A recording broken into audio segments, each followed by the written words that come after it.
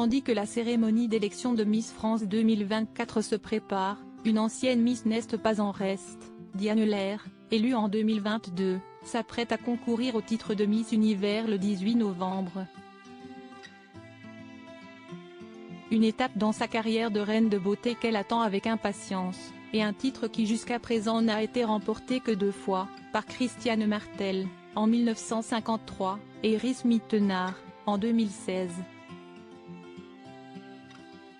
70 ans après la première gagnante, Diane Lair compte bien repartir avec l'écharpe, explique-t-elle dans un entretien accordé à Télévision Mag et publié dans Le Figaro le 28 octobre. Pour remporter ce défi, la jeune femme a mis toutes les chances de son côté, et a travaillé d'arrache-pied. Elle raconte ainsi réviser son espagnol, car le concours a lieu au Salvador et j'aimerais avoir le vocabulaire nécessaire pour pouvoir répondre aux interviews. L'anglais ne sera pas un problème, la belle brune a vécu 4 ans à Madrid, et ses cours étaient en anglais.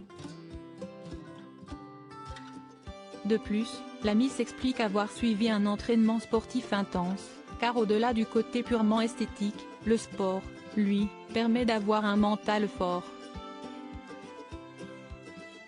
Son programme. 1h30 de sport par jour depuis 3 mois et demi, pas de régime, mais une alimentation adaptée à sa condition sportive avec plus de protéines et moins de sucre, et 25 cours de catwalk pour apprendre à bien défiler. Si estime mon vrai défaut. J'ai désormais les bases mais, dès que je suis devant des gens, je panique vite. Je ne suis pas encore à l'aise avec moi-même. J'ai du mal avec le fait d'être sexy. Moi j'aime faire rire les gens. Elle mise tout sur sa touche personnelle en parallèle, la jeune femme détaille son travail avec Arnaud Soldourdin, son styliste. Celui-ci l'aide pour sa coiffure, son maquillage, et la préparation de ses tenues, toutes faites sur mesure. Cette mentalité, elle l'applique jusque dans sa préparation personnelle, sur les conseils d'Iris Mittenard, elle mise sur sa touche française pour conquérir le jury et remporter l'élection. Miss Univers 2016 lui a ainsi conseillé d'être, elle-même, de ne pas chercher à répéter une sorte de cliché américain, mais de garder sa touche française, car c'est ça aussi qui peut plaire. Article écrit en collaboration avec 6 médias. Crédit photo, Jacobi de Moreau.